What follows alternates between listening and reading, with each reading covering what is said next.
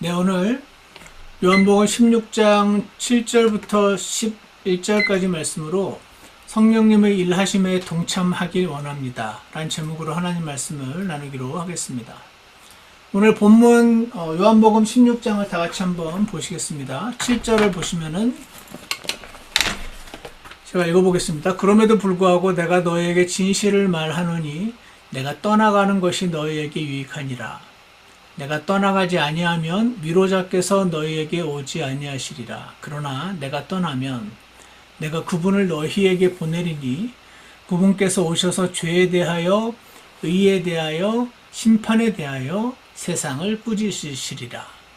죄에 대하여라 하면 그들이 나를 믿지 아니하기 때문이요 의에 대하여라 하면 내가 내 아버지께로 가므로 너희가 더 이상 나를 보지 못하기 때문이요 심판에 대하여라 함은 이 세상의 통치자가 심판을 받았기 때문이라. 예, 오늘 이 요한복음 16장 말씀은요, 제가 늘 궁금해했던 언젠가 시간이 되면 꼭 한번 공부를 해봐야지 너무 이상해 라고 생각했던 구절입니다. 왜냐하면 9절에 보면 이제 8절에 그분께서 오셔서 이제 죄에 대해서 의에 대해서 심판에 대해서 세상을 꾸짖는다고 하시는데 죄에 대하여 꾸짖는 건 이해가 가잖아요. 근데 의에 대하여 꾸짖는다는 게 무슨 말인지, 그리고 의라고 하시는데 왜 아버지께로 간다는 말을 하는 건지 10절이 특히 이해가 안 가고, 심판에 대하여 이 세상 통치자가 심판을 받은 게 이게 왜 꾸짖는 건지, 이 8절 말씀이 9절은 이해가 가는데 10절과 11절은 이해가 안 가더라고요. 그래서 뭔가 굉장히 중요한 말씀 같고, 그런데 이거 정말 이상하다, 언젠가는 한번 공부를 해봐야지 라고 생각을 했던 구절입니다. 근데 이번 주일날 말씀이 16장 1절부터 아마 14절인가 15절까지 말씀을 제가 준비를 했는데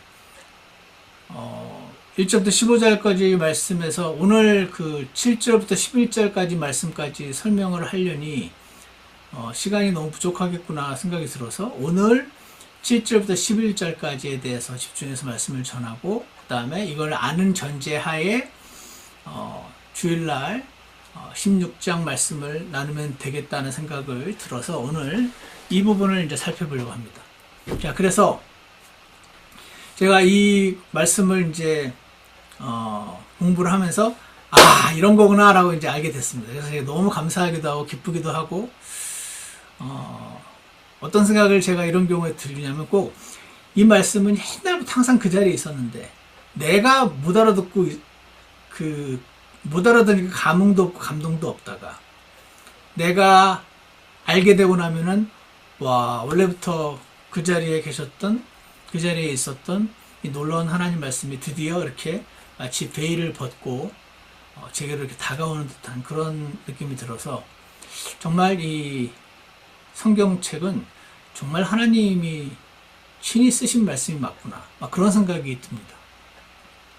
그래서 오늘 결론을 보니까 하나님은 성령님을 보내주실 건데, 그 이유는 성령님이 친히 일을 하실 건데 그 일하심에 우리가 동참하기를 원하시는구나 라는 생각을 주셨습니다. 그래서 오늘 제목도 성령님의 일하심에 동참하길 원합니다 라는 제목을 정했고요.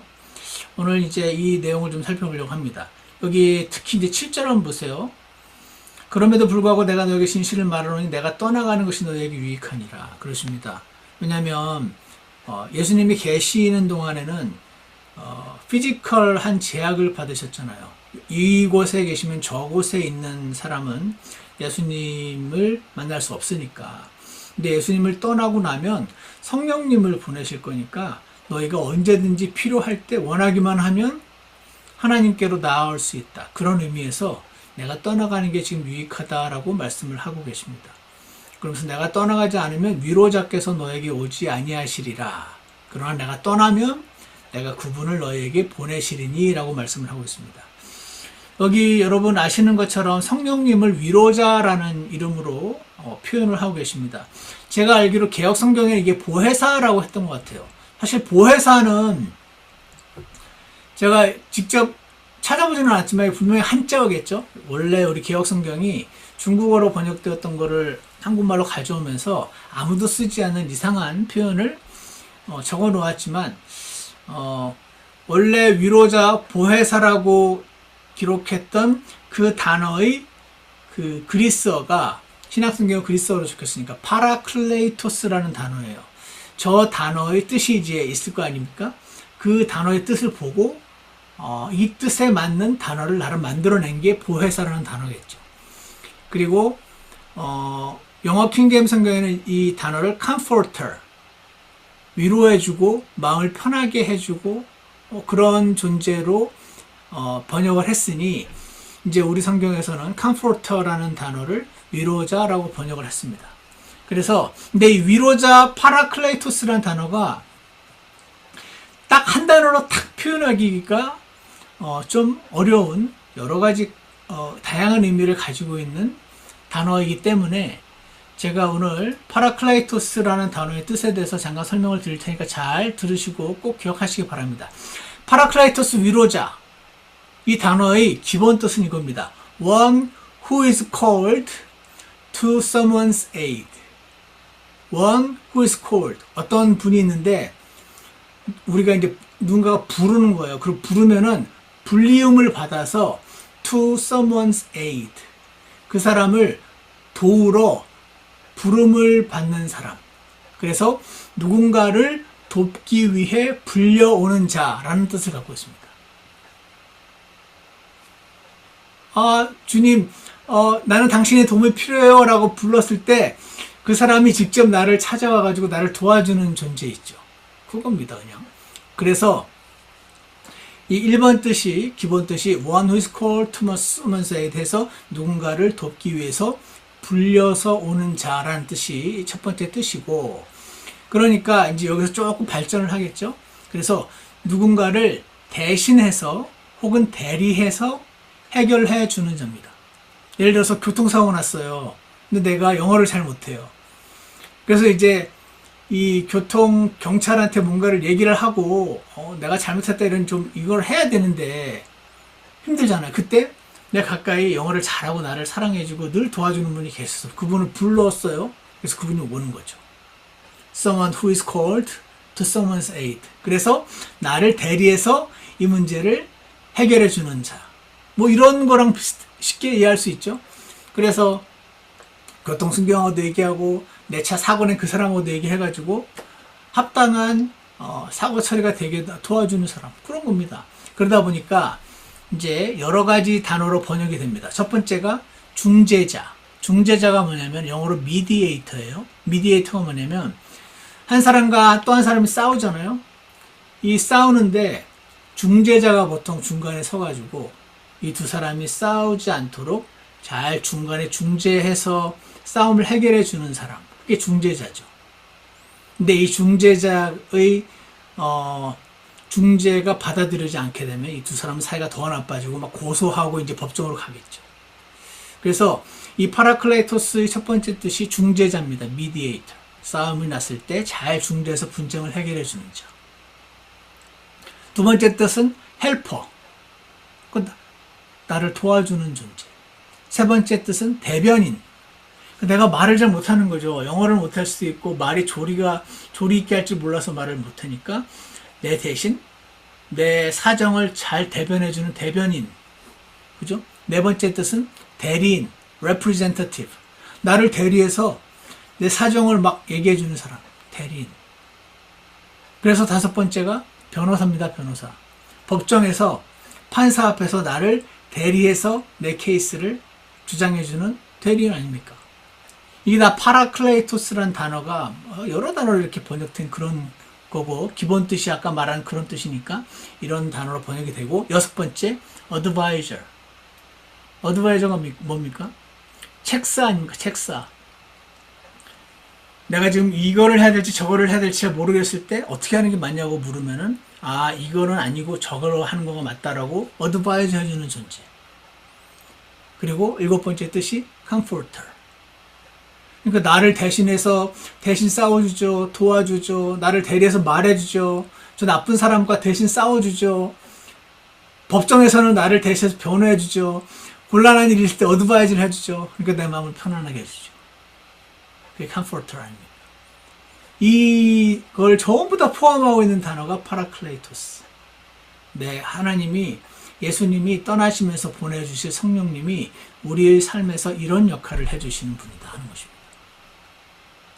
자, 그래서 다시 오늘 본문 16장 7절을 보시면, 그럼에도 불구하고 내가 너에게 진실을 말하노니 내가 떠나가는 것이 너에게 유익하니라. 내가 떠나지 아니하면 위로자께서 너에게 오지 아니하시리라.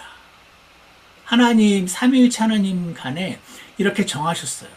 예수님을 보내시고, 예수님 어떤 일을 하시고 떠나가고 나면 성령님을 보내시고. 그러니까 내가 떠나는 게 사실상 너에게 더 유익하다. 그러면서 그러나 내가 떠나면 내가 그분을 너에게 보내리니 그분께서 오셔서 죄에 대하여, 의에 대하여, 심판에 대하여 세상을 꾸짖으시리라. 이렇게 말씀을 하십니다. 자, 그래서 이 꾸짖으시리라 라는 단어를 이제 찾아보는데, 제가 항상 참조하는 게 요겁니다. 이거 보십니까? 요거. 이게 영어 킹제임스 성경 1611년판인데, 이게 팩시밀리판? 카피로 해가지고, 안에 보이십니까? 1611년도 영어를 이렇게 근데 복사해서 만들어 놓은 그런 성경을 이렇게 약간 싼 가격으로 팔아요. 그래서 제가 언제인지 기억은 안 나지만 옛날에 사놨는데, 이걸 왜 보여드리냐면 16장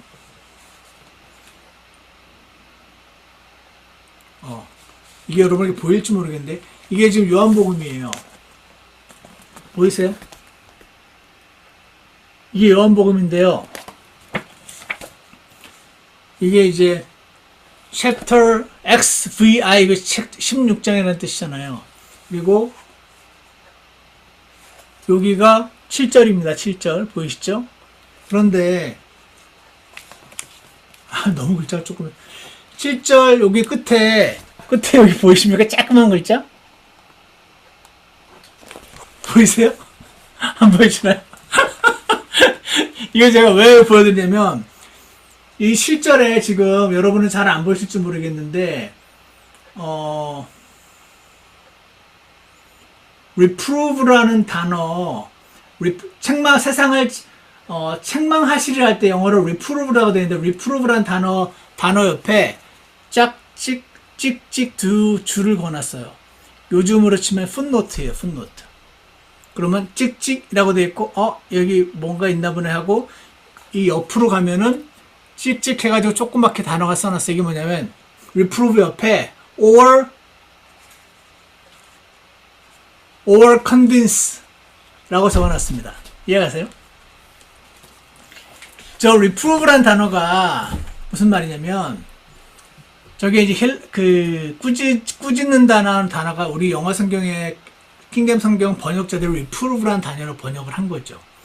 근데 이 사람들이 그리스어, 히브리어 천재들이었잖아요. 막 어릴 때부터 이거 배워가지고 막 5살, 6살 때 히브리어로 막 그날 큐티를 하고 그리스어로 큐티를 하고 막 이랬던 사람들이잖아요. 그러니까 이들은 진짜 능숙했던 사람들이거든요.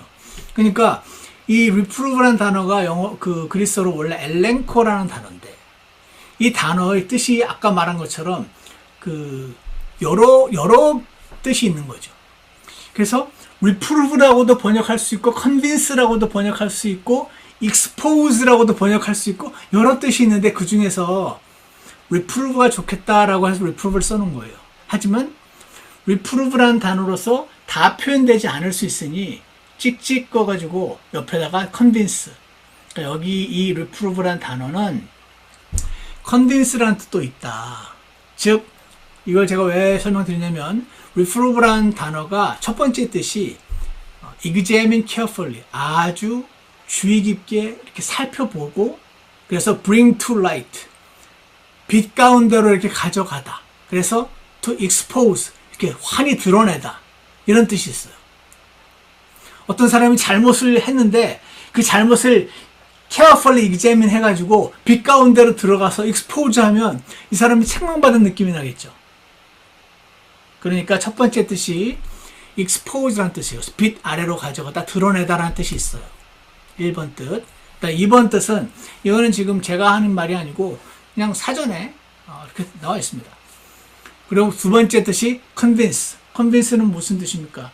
누군가를 어떤 거에서 확신하게 하다 이런 뜻이잖아요. 그러니까 어떤 사람의 뭐에 대해서 자세히 살펴가지고 빛 가운데로 환하게 드러내고 expose 하니까 자기 눈에 백일하에 드러나니까 이 사람이 확실하구나 하고 convince 하게 되겠죠. 그래서 두 번째 뜻이 convince입니다. 우리 킹제임스 성경에 이 단어가 convince라는 단어로 이 엘렌코라는 그리스어가 convince로 4번 번역이 됐습니다. 그리고 한 번은 convict라는 단어로 번역됐습니다. convict는 뭐냐면 어떤 사람으로 하여금 자신이 잘못했음을 깨닫게 만드는 게 convict거든요. 그래서 두 번째 뜻이 이런 게 있어요. 그래서 오늘 굳이 살펴볼 시간 없겠지만 저것만 놓으세요. 디도서 1장 9절에는 이것은 그가 반박하는 자들을 건전한 교리로 확신시키게 하려 함이라 라고 말씀을 하실 때 그때 확신시키게 하려 함이라가 영어 단어로 convince라고 되어 있고 이 convince가 우리 지금 요한복음 16장에서는 reprove라고 번역을 한 겁니다. reprove라고 번역할 수도 있고 convince라고도 번역할 수 있다. 이게 핵심이더라고요. 그리고 세 번째 뜻이 reprove 혹은 rebuke, 책망하다, 꾸짖다 이런 뜻이 있습니다. 백일하에 환하게 드러내니까 꾸짖는다는 느낌이 들죠. 그래서 다시 expose, 드러내다는 뜻이 1번 뜻, 2번째는 확신하게 만드는 거가 두 번째 뜻, 세 번째 뜻은 그러니까 꾸짖다가 세 번째 뜻. 그래서 우리 킹제임스 성경에서는 reprove라는 단어로 11번 번역했고 convince라는 단어로 4번 번역했더라고요.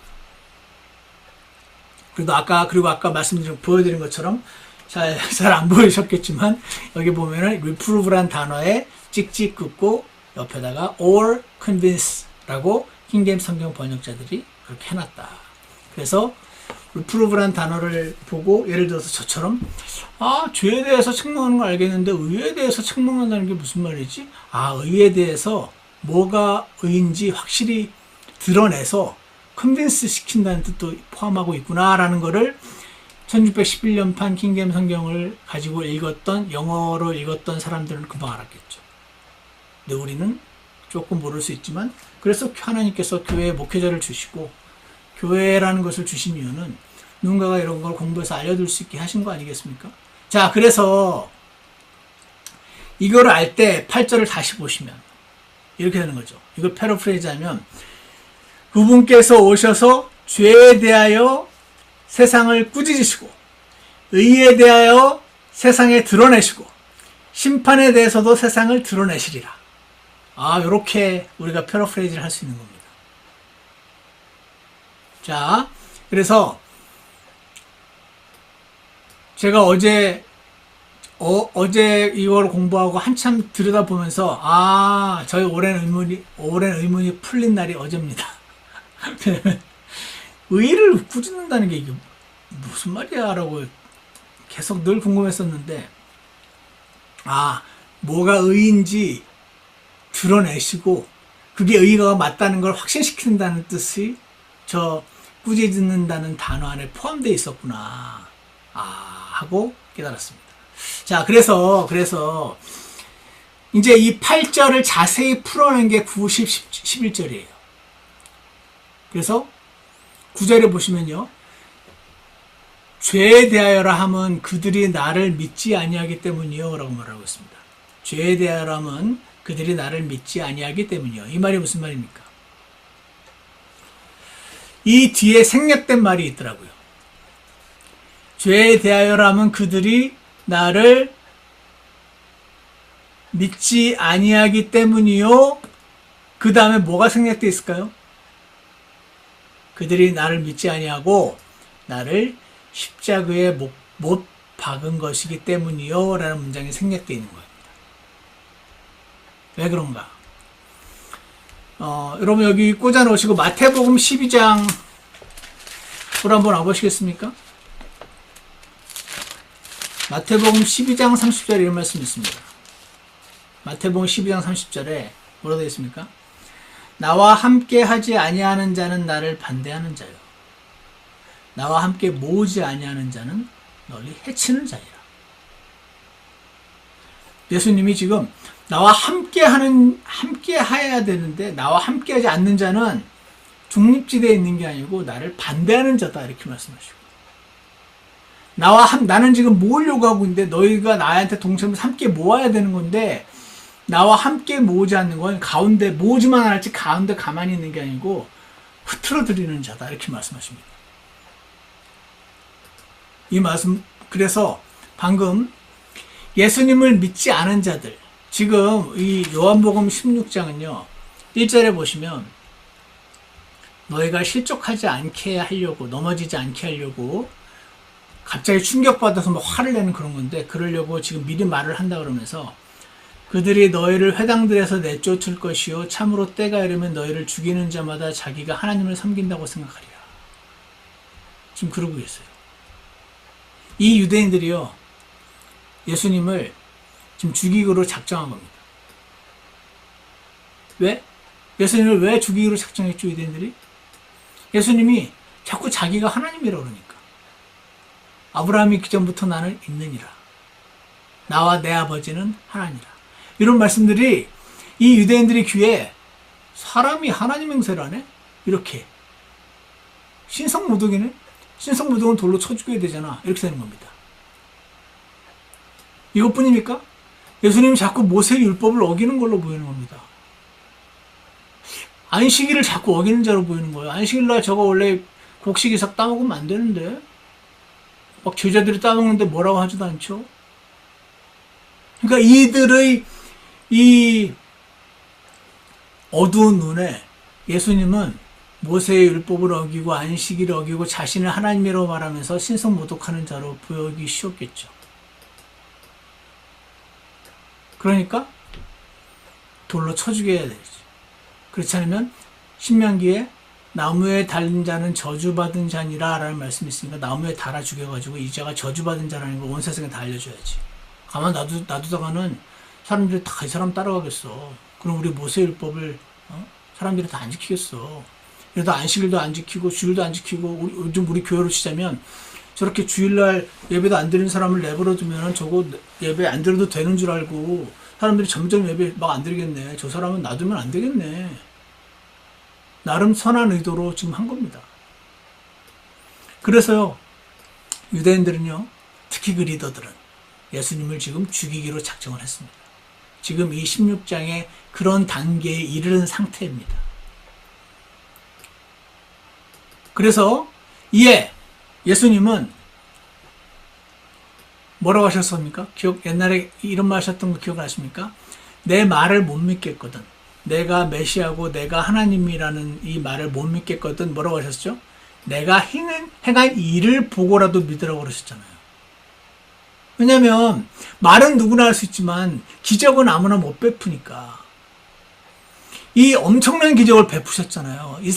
이사야서 35장에서 약속된 그 메시아가 일으킬 기적, 눈먼 자의 눈을 뜨게 하고 귀 먹은 자의 귀를 열고 말 못하는 이 혀를 푸신다고 하셨던 이 엄청난 기적을 베푸는 이 일을 보고라도 나를 믿어라 그러셨잖아요.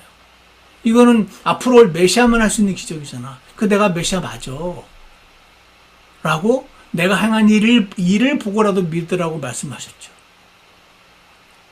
그랬을 때 여러분이 당시 유대인이라고 생각해 보세요. 헷갈렸을 것 같아요. 그러니까 정직한 사람은 헷갈렸었어야 돼요. 아, 이상하다. 모세의 율법을 분명히 이렇게 하라고 그랬는데 하나님으로부터 온 자가 왜 모세의 율법을 자꾸 어기는 것 같이 보이지? 근데 이런 기적은 구약 성경이 약속된 메시아만 할 수 있는 기적이잖아. 헷갈려. 최소한 이렇게 돼야 돼요. 그런 자들은 어떻게 됩니까? 하나님, 진실을 알고 싶어요. 도와주세요. 기도하겠죠. 저는 것 같기도 하고 아닌 것 같기도 하고 잘 모르겠습니다. 제발 알려주세요. 알려만 주시면 제가 따라가겠습니다. 이분이 맞는지. 그렇게 했을 때 하나님이 싹 계시를 주시는 거죠. 그러면 수많은 이 제약에도 불구하고 이분이 하나님 맞으시구나, 이분이 메시아 맞구나 하고 그분을 믿은 자들이 세리와 창녀들 가운데 특히 많이 생겨나고 있었지 않습니까? 이게 이런 걸 뭐라고 제가 부른다고 옛날에 했던 거 기억나십니까? Demon like switch principle 기억나십니까? 혹은 자동문 프린시플 기억나십니까? 이렇게 아파트가 아니고 백화점 자동문 있잖아요. 저절로 열리는 거. 멀리 있으면 안 열리잖아요. 내가 가까이 한 발자국 가면은 쭉 열리죠. 쑥 들어가죠. 저쪽에 또 문이 있어요. 멀리서 볼 땐 안 열려요. 근데 또 가까이 한 발씩 내딛어가지고 딱 그 앞에 서면 또 문이 그때 열리죠. 그럽니까? 하나님이 계시를 주시는데 이자가 메시아면 안 돼. 메시아면 그동안 내가 해온 모든 게 다 무로 돌아가. 그런 거 있잖아요. 제가 예전에 킹제임스 성경 얘기할 때 그런 분 많이 만났었는데, 왜냐면 우리나라에 개혁 성경이 들어온 지가 엄청 오래됐는데 개혁 성경 쓰시는 분들한테 킹제임스 성경이 맞는 말이다 이런 말을 들으면 굉장히 싫은 느낌이 듭니다. 진실을 알고 싶어하는 사람보다는 그냥 싫어. 첫 번째는 그냥 사람은 익숙한 걸 좋아하거든요. 새로운 거 배우는 걸 싫어하거든요. 두 번째는 이 사람 말이 사실이면 내가 그럼 옛날에 개혁 성경 가지고 믿어서 구원을 받았는데 그 내 구원이 가짜가 되나? 내가 이 개혁 성경 가지고 막 선교도 나가고 복음도 전하고 일을 많이 했었는데 이 성경이 만약에 가짜면 내가 이 성경을 사랑하면서 행했던 모든 일들이 다 가짜가 되나? 라는 근거 없는 생각을 사탄이 주는 거죠. 사실은 가짜가 되는 게 아니에요. 하나님 앞에서 믿음으로 행한 것들은 다 남거든요. 다 무너지는 것 같은 내 느낌은 들지라도 하나도 안 무너진단 말입니다. 하나님은 마음을 보시는 분이시고 다 아시는 분이시니까. 그럼에도 불구하고 무너지는 것 같은 거죠. 그럼 어떻게 하기 쉽죠? 이 성경이 진짜 맞나 알아보는 사람이 많을까요? 이게 사실이면 안 돼. 사실이면 내가 그동안 해온 게 다 무로 돌아가잖아. 이렇게 하는 사람이 많을까요? 후자가 훨씬 많죠. 알고 싶지 않죠. 물론 안 그런 분도 계시죠. 하지만 진실을 진짜 알고 싶은데 라고 하는 사람보다는 이게 아니었으면 좋겠다는 관점에서 자꾸 아닌 근거를 찾는 사람이 많아요. 공부를 하는 것 같은데 사실은 진실을 알고자 하는 공부를 하는 게 아니고 이게 아니어야만 하는 이유를 막 골라오는 경우가 많죠. 그런 사람은 어떻게 된다? 하나님이 그냥 내버려 두실 때가 많이 있어요. 저는 이 원리가 이때도 적용됐을 거라고 생각합니다. 이분을 보니까 자꾸 본인이 사람이다 하나님이라 그래. 이거 아닌데. 안식일인데 자꾸 벼 이삭도 따먹고 장님 눈도 원래 고쳐주면 안 되고 장님이 안전매가 일어난 다음에 자기가 누워있던 그 거적을 들고 가는 건 안식일 어기는 건데 하나님으로부터 온 분이 맞다면 안식일 어기게 할 리가 없잖아. 그러니까 안식일 어기게 했으니까 이 사람은 하나님으로부터 온 자가 아니지. 근데 어떻게 이런 기적을 일으키지? 이거는 메시아만 일으키는 건데 헷갈려. 최소한 헷갈린다고 생각하고 진실을 알고자 했던 사람에게 하나님이 열어주시는 거죠. 한 번씩 알게 해주시는 거죠. 하지만 이 자가 예수님 메시아가 되면은 내가 그동안 해왔던 모든 게 다 무로 돌아가지. 이 자는 메시아가 되면 안 돼 라고 생각했던 사람이 더 많았죠. 그래가지고 어떻게 됩니까? 다시 16장 9절을 보세요. 죄에 대하여라면 그들이 나를 믿지 아니하기 때문이요. 이 수많은 증거를 보여줬는데도 불구하고 믿지 않은 순간 거부하기로 작정을 한 겁니다. 그럼 이제 빈익분 부익부의 사이클에서 동일한 그 자동문 프린시플이 열립니다. 이들이 수많은 증거에도 불구하고 안 믿기로 작정을 하면 이제 안 믿을 수 있는 근거를 또 보여주십니다. 여기 진짜 안 믿을만 하네. 진짜 아니네. 이걸 또 믿어요? 그러면 하나님이 또 안 믿을 수 있는 근거를 또 하나 주십니다. 그럼 진짜 이 사람은 메시아가 절대 아니네. 그럼 어떻게 됩니까? 안 믿기로 작정하면은 더 안 믿을 수 있는 걸 주시고 더 안 믿을 걸 주시고 결국 어떻게 됩니까? 죽이게 되는 겁니다. 예수님. 죄에 대하여라면 그들이 나를 믿지 아니하기 때문이요 결국은 나를 십자가에 죽이기 때문이요. 그게 죄라는 겁니다. 지금 살고 있는 여러분과 저의 죄가 아니고 지금 이 말씀은 수신자가 누굽니까? 예수님 1세기 유대인이잖아요.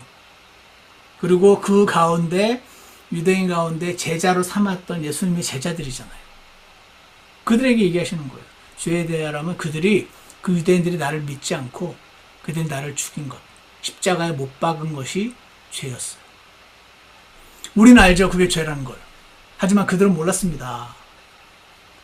그들은 몰랐어요. 자신들이 거기 써 있잖아요. 2절, 16장 2절. 그들이 너희를 회당들에서 내쫓을 것이요. 제자들은 지금 그래서 마음이 아주 불편합니다. 회당에서 내쫓긴다니. 지금은 이 교회에서 내쫓겨도 딴 교회 가면 되잖아요. 그렇잖아요. 지금 우리 교회에서 내쫓기면 아싸 하고 더 좋은 교회로 가시겠죠. 큰 교회로. 이게 하나도 안 무섭겠죠.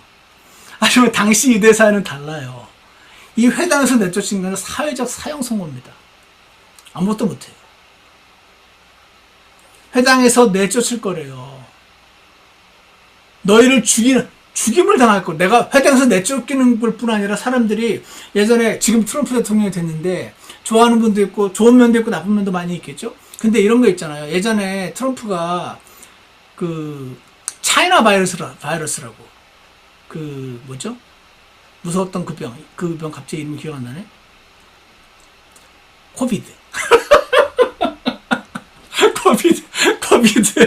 코비드 차이나 바이러스라고 우한 바이러스라고 막 이러니까 예? 안 그래도 이 인종차별은 이 사람의 죄성의 본능에 해당되는데 이게 잘못됐다고 위에서 말을 해줘야 이게 눌림이라도 당하는데 이거를 앞에서 트럼프가 얘기를 해줘 버리니 그때 우리 아이들한테 맨날 그 얘기했습니다. 야, 누가 이렇게 너 꼬나 본다고 같이 싸우지 마라. 피해라. 눈 깔아라. 그리고 지하철 탈 때 벽에 딱 붙어 있어라. 왜냐면 그때 막 중국 동양인이면 한국인인지 뭔지 모르잖아요. 확 밀어버리고 그래가지고 때리고 특히 막 젊은 친구들이 나이 많은 사람들 동양인들 때리고 막 그런 거 있었거든요. 너희 때문에 우리가 고생한다는 거예요. 너희가 차이나 바이러스 가져와가지고. 그런 거 있잖아요. 그러니까 눈이 이런 원리가 있으니까 너희를 죽이는 자마다 죽이러 달렸대잖아요, 나를. 근데 그때도 우한 바이러스로 가면서 그 동양인 노인 할머니를 때리고 했던 그 백인들이 본인들이 막 양심의 가책을 느꼈을까요? 안 느꼈을 거예요. 정당한 일을 한다고 생각했을 거 아닙니까? 당시 유대인들이 그랬습니다. 저 예수란 자를 잡아 죽여야 모세의 율법을 세울 수 있다. 저 자를 죽였으니 이제 제자들이 남았네. 제자들은 숫자는 많지만 이 사람보다 약하니까 일단 제자들도 이 대장을 죽였으니까 제자도 죽이자 하면서 어떻게 됩니까? 너희를 죽이는 자마다 자기가 하나님을 섬긴다고 생각할 거라잖아요. 제자들을 죽이면서 양심의 가책을 느끼면서 막 이러는 게 아니고 너무 당당한 거예요. 크리스찬들을 죽이면서 이게 하나님을 섬긴다고 생각할 거라고 하지 않습니까? 이런 상황. 그래서 이들이 예수님을 안 믿으니까 예수님을 죽이게 되고 예수님도 죽였겠다. 제자들도 죽이고. 하지만 양심의 가책을 못 느껴요. 왜? 어두워졌으니까. 눈이 더 가려워졌으니까. 그래서 죄에 대하여라면 그들이 나를 믿지 아니하기 때문이요 나를 십자가에 죽일 것이기 때문이요. 이 죄. 예수님을 죽이면서도 전혀 죄라고 느끼지 못하는 그들을 이게 죄라는 걸 어떻게 설득할 수 있나요? 이거 사람이 못하는 거거든요. 그래서 성령님이 해주신다는 거예요. 이 죄를 드러내시고 본인들이 내가 죽였던 게 이게 내가 잘못이었구나. 내가 하나님을 섬기는 게 아니었구나라는 이 눈이 열리는 이 일. 이거는 사람이 와서 막 설득하고 설명한다고 되는 게 아니고 성령님 눈을 확 열어주셔야 할 수 있는 일이었던 거죠. 그래서 죄에 대하여라면 그들이 나를 믿지 아니기 때문에 죄에 대하여 그들을 꾸짖으시고 책망하시고 눈을 열어가지고 이걸 보여주시는 거란 말입니다. 성령님이 오시면 눈이 어둡게 된 그 자들로 하여금 죄를 깨닫게 하실 그 일을 하실 분이 성령님이라는 거죠. 제가 구원받던 무렵에 여러분도 마찬가지실 건데 생각해보세요. 지금 생각해보면 그때 성령님이 제게 역사하고 계셨구나 하는 걸 지금 생각하면 느낍니다. 그땐 전혀 못 느꼈습니다. 왜냐면 막 성령님이 막 뜨겁게 막 방언을 막 한 것도 아니고 가슴이 막 뜨거워지지도 않았었거든요. 근데 지금은 느껴요. 왜냐면 그때 제가 무척 괴로웠거든요. 죄 때문에 괴로웠어요. 근데 그때는 죄 때문에 괴로워하고 있는지도 몰랐어요. 그냥 답답했어요. 나중에 알았죠. 그게 죄 때문이란 걸. 그때 누군가가 제게 성경을 펴서 서충환 씨, 모든 사람이 죄를 지었으므로 하나님의 영광에 이르지 못하더니 라는 말을 들려줄 때 원래 제 성격 같으면 모든 사람이 죄를 지었으므로 나는 아닌데? 프로브 해봐. 이렇게 할 성격이잖아요, 제가. 근데 이 말을 들었을 때 그랬구나 라는 생각을 들게 하시는 분, 그분이 성령님이신 거죠. 누구든지 여인을 보고 음욕을 품는 자는 그녀와 더불어 간음하였느니라 를 들려줄 때 제가 화를 내는 대신에 그랬구나 라고 깨닫는 거, 이거 성령님이 해주신 거예요. 성령님이 이 일을 안 하시면 사람이 자신이 죄인인지 모른단 말입니다. 내가 똑똑해져서 죄인이라는 걸 깨닫게 되는 게 아니고 성령님이 하시는 일이었던 겁니다. 이 일을 사람이 자신의 잘못을 깨닫고 자신의 어리석음을 깨닫고 눈이 밝아져서 뭔가를 바꾸게 되고 체인지 오브 마인드, 회개하게 되고, 이 모든 역사는 성령님이 하시는 일인 거죠. 그러므로 어떻게 됩니까? 여러분, 성령님께서 우리 사랑하는 사람들의 마음에 일해 주시라고 기도하시기를 원합니다. 죄에 대해서 깨달아야 되잖아요. 지금 누군가가 막 죄를 짓고 있어요. 근데 자기가 죄인지를 몰라요. 죄인지를 모르면 어떻게 됩니까? 그 죄에 대해서 책망하는 사람은 오히려 미워해요.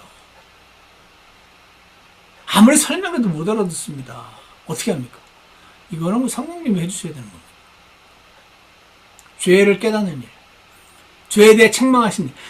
옆에서 엄마 아빠가 친구가 아무리 책망한다고 책망이 되는 게 아닙니다. 성령님이 확 expose, 이 빛 가운데 확 백일하에 드러내실 때 책망을 확 받는 거 아닙니까? 그거 성령님이 하시는 겁니다. 1세기 유대인들과 로마인들이 예수님을 힘을 합쳐 죽였습니다. 양심의 가책 없었습니다. 하나님을 위해서 옳은 일을 한다고 생각했습니다. 하나님을 섬기고 있다고 생각했습니다. 사도 바울이 그랬지 않습니까? 그런데 그게 죄였구나 라고 깨닫는 거, 그거 성령님이 해주신 일이라는 거예요. 그러니 오늘 우리 주변에, 여러분과 제 주변에 막 어리석은 생각하는 사람, 본인이 그게 죄인지도 모르는 사람, 옆에서 내가 아무리 얘기하고 너 미르네를 위해서 그러면 안 된다고 그러고, 합리적으로 아무리 설명을 해도 안 된다고 그러고, 사례를 보여줘도 말을 안 듣고, 논리적으로 설명해줘도 못 알아듣는 그들의 마음을 바꾸시고 라고 깨닫게 하시는 분은 오직 성령님이시는 것입니다. 성령님이 그 일을 하시겠다는 겁니다. 죄를 책망하시는 일을. 우리가 할 일은 뭡니까? 성령님이 그 일을 행하실 때 주님, 저도 동참하게 해주세요. 그거 하는 겁니다. 1세기 유대인들과 로마인들이 예수님을 죽인 게 사실 죄였음을 깨닫게 하시는 그 일을 성령님이 하시는 거였습니다. 오늘 우리 주변 사람들의 완고한 마음을 갖고, 단단한 마음을 갖고, 어리석은 선택을 내리고, 그들뿐 아니라 사실 우리도 그럴 때가 있습니다. 그들을 잔소리로 해도 말을 안 듣고, 협박을 해도 말을 안 듣고, 설명해도 말을 안 듣고, 어르고 달래고 별거 다 해도 말을 안 듣는 그들의 마음에 성령님 역사해 주세요. 제가 그 일에 동참하겠습니다. 그렇게 일해 주시라고 나는 동참하겠다고 기도하시면 어떨까요? 시간이 너무 많이 지났습니다. 사실은 더 있는데 다음번에 해야 될 것 같습니다. 이렇게 오래 걸릴 줄 몰랐네.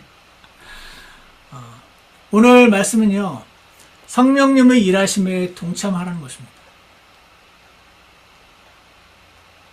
성령님이 일하시니까 나는 아무 할 일이 없다. 반만 맞는 얘기입니다.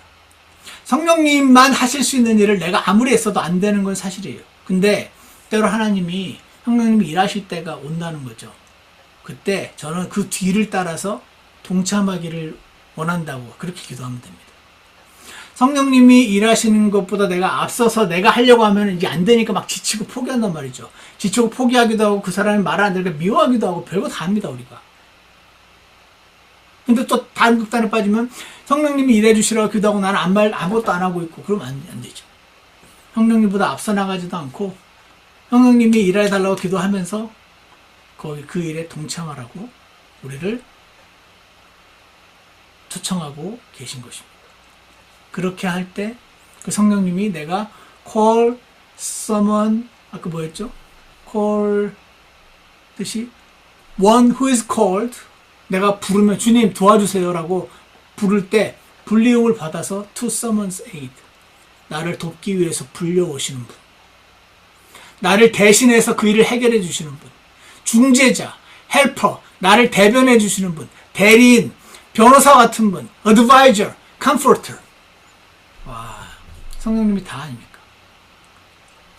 우리 크리스찬의 삶에 있어서 너무너무 중요한 이 성령님을 우리가 자꾸 잊어버립니다. 성령님이 마치 없는 것처럼, 성경 읽고 내 힘으로 뭔가를 해내는 것만 있는 것처럼, 그래서 아주 힘들고 뻑뻑한 종교생활로 우리의 크리스찬 삶이 전락하기에 쉽습니다. 이것을 막아주는 유일한 해결책은 우리에게 성령님을 주셨지. 나에게 성령님이 계시지. 그분만 저 완악하고 단단한 마음을 만지실 수 있는 분이시지. 주님이 해달라고 기도하면서 나는 그분의 일하심에 동참하겠다는 하는 기도야말로 오늘 신약시대 우리 그리스도인들에게 가장 중요한 기도라고 생각합니다. 성령님의 일하심에 동참하시기 원합니다. 오늘 여기까지 하겠습니다. 기도하겠습니다. 사랑하는 하나님 아버지, 오늘 저희가 성령님이 어떤 분이신지, 또 죄에 대하여, 의에 대하여, 또 심판에 대하여 세상을 책망하시고 드러내시고 알려주신다는 말씀을 잠시 살펴보았습니다. 주님, 사람이 능력이 너무나 미약함을 고백합니다. 누군가를 설득할 수가 없습니다. 좋은 걸 주고 싶은데도 말을 안 듣습니다. 그들만 그렇습니까? 저도 마찬가지입니다. 하나님이 제게 좋은 걸 주시려고 하시는데 제 눈에 보기에 나쁜 걸 주시는 것처럼 보여서 그렇게 맨날 속상해하고 우울해지고 화를 내고 합니다. 선하신 하나님 아버지,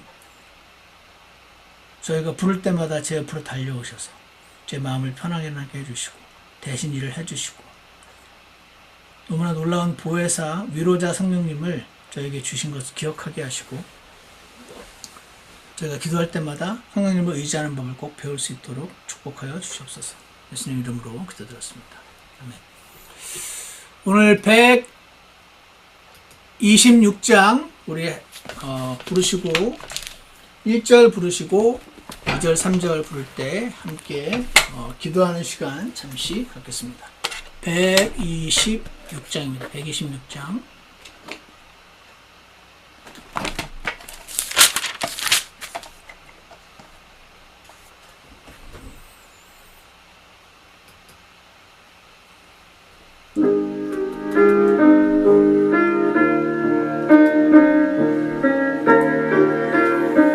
일 절 부르고 2절 3절 때 기도하겠습니다.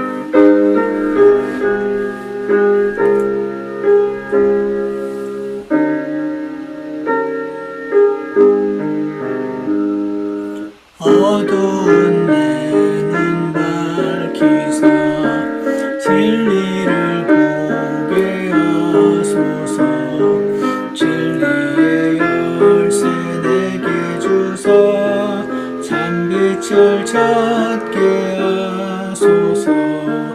기쁘신 뜻을 알고자 엎드려 기다리오니 내 눈을 뜨게 하소서. 성령이 잠깐 기도하겠습니다.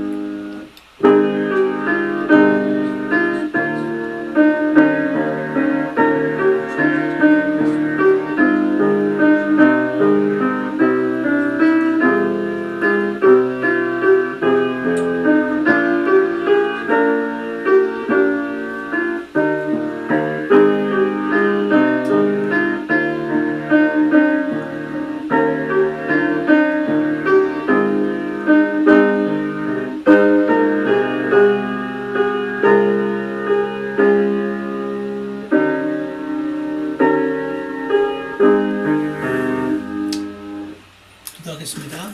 선하신 하나님 아버지, 오늘 저희에게 성령님을 주셨음을 다시 한번 기억하기 원합니다. 성령님은 눈에 보이시지 않고 저희 안에 계신다고 하시는데 실제로 저희가 성령님이 안 계신 사람인 것처럼 행동하고 살아가고 말하고 있음을 주님 앞에 회개합니다. 선하신 하나님, 우리에게 주신 이 위로자 성령님, 우리가 부르시면 옆으로 달려오셔서 문제를 대신 해결해 주시는 분, 좀 저희 실제 삶에서 경험하며 살 수 있도록 도와주시옵소서. 예수님 당시에 자신들이 하나님을 섬기는 일이라고 생각했습니다. 제자들을 죽이면서, 예수님을 죽이면서 눈이 너무 가려워져서 그들을 설득할 수 없었던, 사람의 힘으로는 설득할 수 없었던 그 일을 성령님께서 행하시고 역사를 이루셨던 것을 기억합니다. 앞으로 다시 성령님을 폭포수처럼 부어주실 때 온 이스라엘이 회개를 하고 그들이 온전하게 회복된다고 말씀하신 것도 기억합니다. 그 강하신 성령님이 우리 안에 계신데 우리의 이 단단하고 사악한 육신에 가로막히셔서 제대로 일하시지 않으시고 저희가 의지하지도 않고 있음을 주님 앞에 고백하니 좀 저희를 용서해 주시고 성령님을 의지하며 살아가는 법 배우게 하시고 놀라운 기적의 삶도 사는 법을 꼭 배울 수 있도록 그렇게 축복하여 주시옵소서. 오늘 그렇게 하기로 결심하신 모든 분들을 주님께서 인도해 주시기 바랍니다. 예수님 이름으로 기도드렸습니다. 예, 오늘 말씀을 마치겠습니다.